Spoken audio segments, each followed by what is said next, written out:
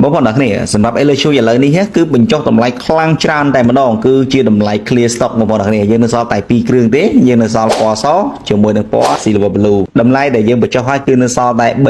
34,900 ទេបងប្អូនអ្នកនេះសម្រាប់ Silver Blue ហើយសម្រាប់ពណ៌សនៅសល់តែ